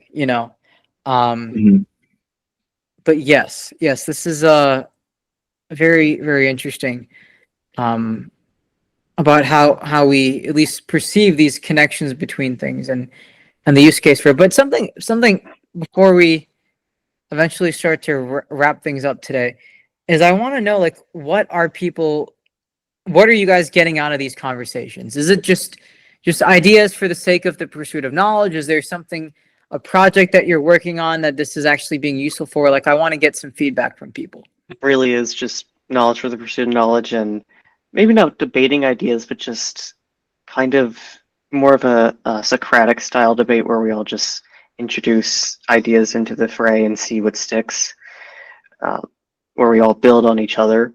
And then this one specifically, I came because I just wanted to see more about this, because this is what I'm interested in, but just knowledge for the sake of knowledge in the most general scope, yeah. By the way, have you properly been introduced to Dugan? You should tell him about who you are and what you're working on real quick. Oh, I saw Michael nodding over there. My name is Nicholas. I'm a high school junior currently. My science fair project is probably the best way to tell you what I do. It was on cold fusion, the application of the free energy principle on cold fusion with Bose-Einstein condensates at temperatures approaching absolute zero. I'm currently working with Michael, which it's coming along decently well, Michael. I just want to let you know. I have one route I'm still trying to take, and it's the math I'm actually working out here right now. But I'm working on using Michael's rediscovered complex S1 to simplify ADS-CFT correspondence in an S5 space to Minkowski S1. And currently for my EE research, I'm studying how we could possibly use Euler-Lagrange equations to solve or prove the Riemann prime conjecture. And Michael, Wow. if you want to say anything wrong I said about what we're working on, that's just what I normally tell people. So I don't really understand the ADF-CFT correspondence whatsoever. I just realized that the complex one sphere that I discovered, I don't think anyone else had discovered it previously, so not rediscovered. Okay. Like I just recognized that it had a conformal boundary at its center, and that it was like infinitely far away from all other points, and like so I realized that this could be useful for like generalizing the ADS-CFT correspondence to Minkowski space-time producted with that. But I'm not entirely sure about anything else, and I just handed it over to Nicholas because that's something Nicholas is like they're skilled in that kind of stuff, and I greatly appreciate your help in this endeavor. Yeah, it's been taking a while though, because I'm busy as it is with high school. I mean, I'm in a program where every single day I get like 5 hours of assignments to do. So the spring break is probably the best time to do it, and I still have assignments to do. So yeah, numerical relativity has been eating up a lot of my time as well, unfortunately. but yeah, Or at so least- that's just kind of sidelined for now, but not really here and there. It's fine. Yeah. I just said very cool, very good stuff. Any ideas this conversation gave you, or things that you want to explore with it? What do you want to do with the conversations we hold in these salons? Are they directly fueling a project? Is it, again, pursuit of knowledge just for the sake of pursuit of knowledge? I'm very big into finding ways to take new perspectives, and such as this, thinking of ideas in different lenses like mathematics, or in general with these types of salons, the vast more multidisciplinary perspectives that are available and the insights that can come from that commingling. That's more what I'm after out of these things. I just find them interesting. Specifically, this is what I presented on today is, part of something I've been working on for over a decade, and, trying to visualize hypershapes and see how much of the human visual perceptual field mechanisms can gain intuition on hyperdimensional geometries. So these conversations are helpful for me, especially this one, to get my ideas together and present them to other people, because otherwise they're just scattered notes and stuff on my end that it really helps to consolidate them and communicate them to minds that aren't exposed to them yet. So that's a big help for me. And I just like talking in the space of ideas. I like listening to other people's ideas, getting fresh perspectives on notions of visual perspective, essentially. Yeah, I would kind of agree with that a bit, your sentiment there. I mean, in my case, like I have this sort of, there's a bit of a schism in my mind about this, because on one hand, it's like, oh, I don't want to put out an idea I'm like not 100% sure about. But then also I think it is very helpful for everyone if we just have a space to kind of converse and ideate. And, we're not, we can, it's like, if you remember, Dugan, I was telling you this at the this was the eclipse night at after Mindfest, about like just running with an idea, at least just for sake of experimentation in your head, is running with an idea that seems completely loony and kind of weird, and just seeing where it takes you. Because sometimes it's one of those things where it's like, if you quit too early on, there could be a pot of gold at the end of it. Have you seen those memes online about like someone's digging for something and they quit halfway, but they're almost right away to the end of the line or whatever, where the treasure is?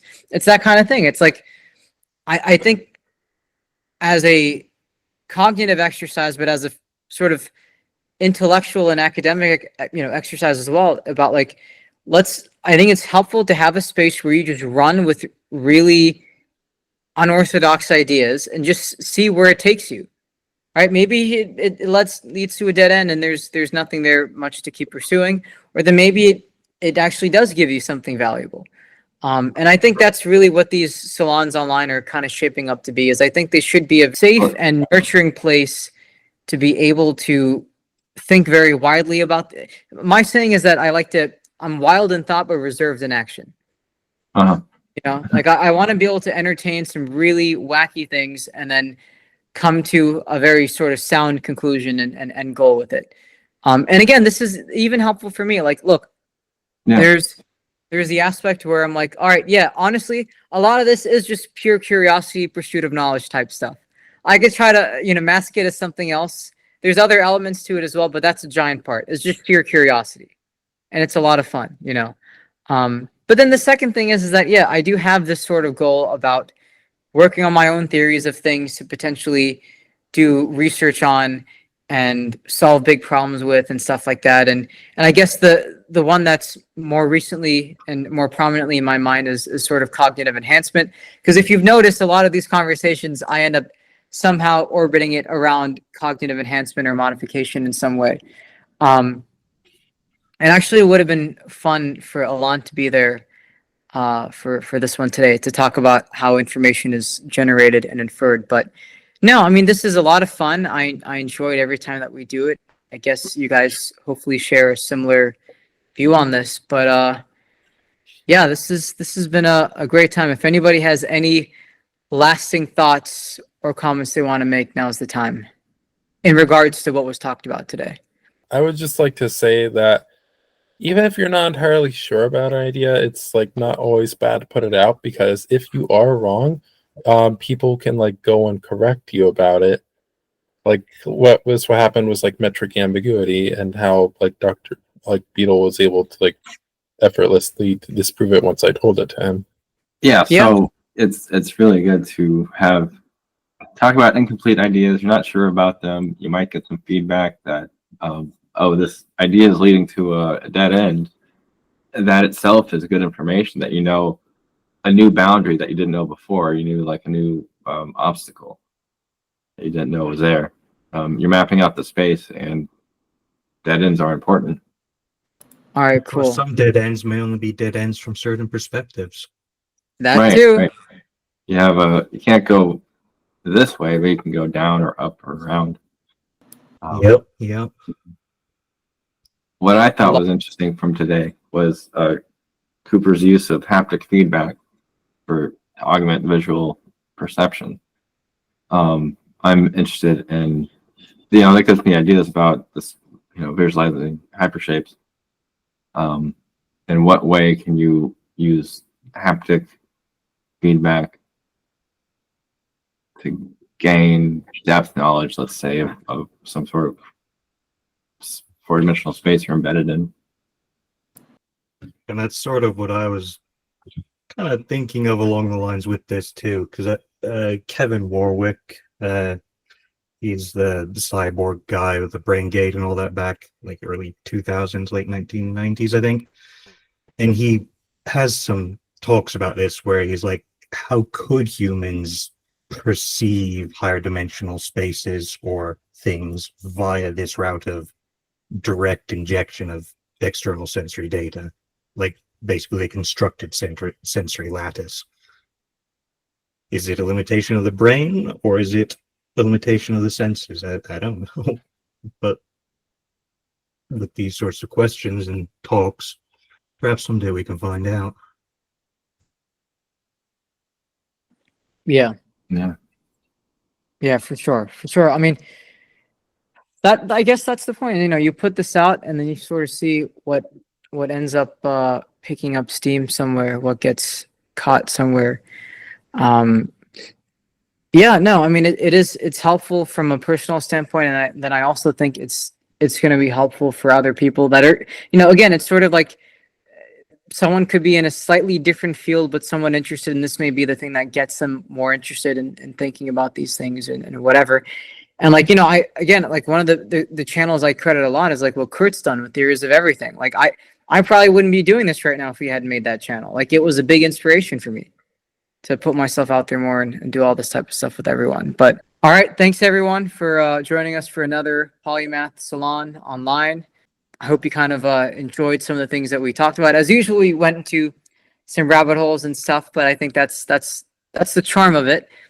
And so a couple of quick announcements though before we go is that on Monday at 12:30 p.m. EST, we have Willem Nielsen from the Wolfram Institute presenting on the Computational Foundations of Medicine article that him and Stephen had worked on. And that one's going to be really interesting. We've got a pretty fun guest list of people for that. Yeah, that one's going to be a lot of fun. And that will be maybe a fun way for us to tie in some of the more unorthodox ideas we talk about in a lot of these salons into something more directly grounded and applicable at the current moment for patients and medical professionals and stuff like that. And then to finish off, if everyone could kind of give a quick summary about who they are and what they're working on and where people can find them. I'm working on general relativity and complex systems. You can find me on at Perpetual Science on YouTube and also on Substack. I just do some exploration into sensory augmentation via what I'm calling sensory weaving, which is the aforementioned haptic stuff. And I have a website which I'll put a link for. I'm working on fusion with bosons and condensates, and simplifying string theory, essentially.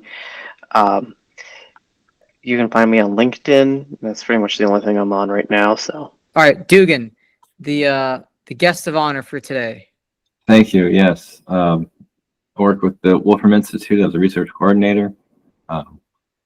Background is in mathematics, geometry, hypershapes, aperiodic tilings, a lot of code can be found at my Wolfram community profile. I put a link in the chat here, and I have a YouTube video where I post some random videos of geometry from time to time, and you can follow me on Twitter. Awesome. All right, let's give it up for Dugan one more time for presenting today. This was a lot of fun. We'll have him back for another one in the future for a similar topic potentially. And yeah, that's it for today. I'll see you guys next time. Take care. Thank you so much. All right. Thank you, Addy. Feel better, Jess. You too. I'll see you guys. Bye. See ya. Bye. Bye.